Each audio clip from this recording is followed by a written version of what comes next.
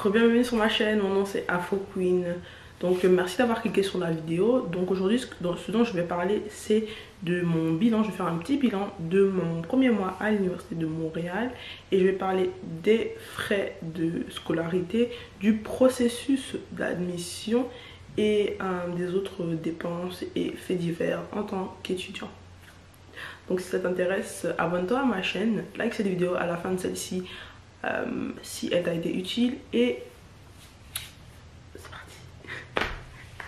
Donc la première chose dont je voudrais parler c'est le processus d'admission. Donc ce que moi personnellement j'ai fait pour être admis à la session de septembre 2019, j'ai postulé en décembre 2018. Donc il faut bien entendu s'y prendre à l'avance lorsque on veut envoyer sa candidature pour être admis dans une université. Ça tout le monde le sait. Donc moi personnellement j'ai appliqué mi-décembre 2018 et il a fallu 3 mois pour que je reçoive une réponse positive. Donc fin mars 2018 j'ai reçu ma lettre d'admission pour l'université. Et en fait, dépendamment du programme, il y a certaines exigences à avoir. Notamment, l'exigence la plus importante, c'est la moyenne. Donc, par exemple, à l'Université d'Ottawa, la moyenne pondérée est sur 10. Donc, à l'Université de Montréal, vous êtes noté sur 4,3, alors qu'à l'Université d'Ottawa, vous êtes noté sur 10. Donc, il faut vraiment prendre le temps de faire l'équivalence de sa moyenne, de la pondération, pour savoir si vous avez la moyenne nécessaire pour être admis dans ce programme. Ensuite, lorsque vous êtes admis, il va falloir penser aux frais de scolarité que vous allez devoir payer. Et dépendamment de votre statut, il y a 3 types de catégories et 3 types de frais de scolarité que vous serez amené à payer. Tout d'abord, les frais de scolarité des étudiants internationaux. J'en parle en premier parce que c'est toujours les plus chers. Ensuite vient les frais de scolarité payés par les résidents du Québec, les Québécois. Il y a aussi une entente entre la France et le Québec. Donc toute personne française bénéficie des frais de scolarité des Québécois. C'est-à-dire que lorsque vous êtes français et que vous pouvez le prouver, ben, vous payez les mêmes frais de scolarité que les Québécois. Ensuite viennent les frais de scolarité des étudiants canadiens mais qui viennent d'une autre province du Québec. En fait, toute cette information-là est sur le site web de l'Université de Montréal. Je n'invente rien, c'est juste une information que j'ai trouvée sur le site web de l'Université de Montréal. Donc si vous googlez Université de Montréal, frais de scolarité, il y aura tous les détails là-bas.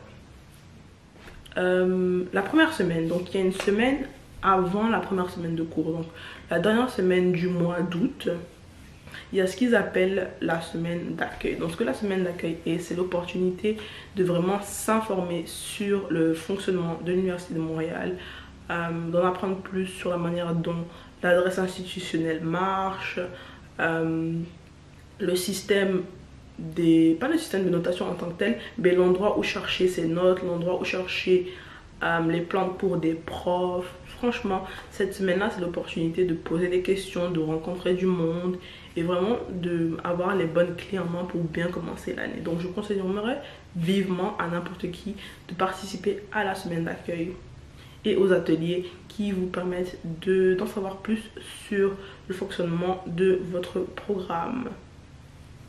Et ensuite, la seconde chose que j'ai fait, c'est participer à la séance d'information de mon programme en particulier. Encore une fois, ça a été l'opportunité d'en apprendre davantage sur ce qui est attendu de moi, de mon cheminement et vraiment des exigences de programme pour me permettre de pouvoir anticiper les cours que je vais choisir et de pouvoir me préparer pour bien commencer la rentrée. Donc mon bilan après un mois, c'est je pensais que le campus de l'Université d'Ottawa était grand, mais le campus de l'Université de Montréal est 3 fois plus grand, si je ne m'abuse, parce qu'il y a tout d'abord 3 stations qui desservent le campus de la montagne, comme ils appellent, vu que Montréal est en montagne, il y a 3 stations de métro qui desservent le campus de l'Université de Montréal. Donc il y a la station de métro Côte-des-Neiges, la station de métro Université de Montréal et la station de métro Édouard Montpetit.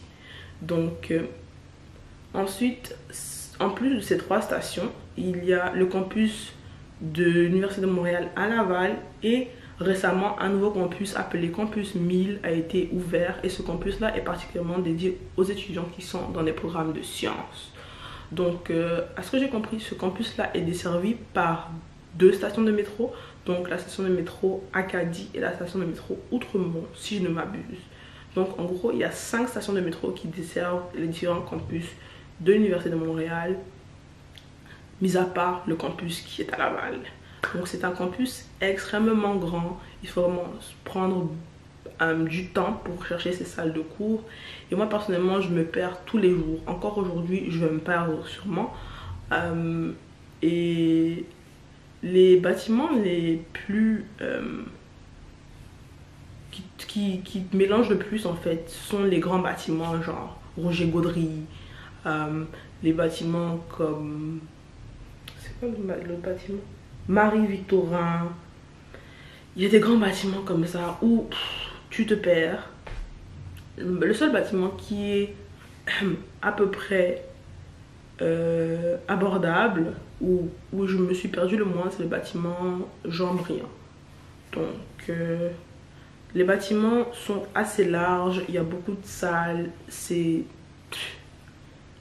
je sais pas quoi dire, c'est assez overwhelming.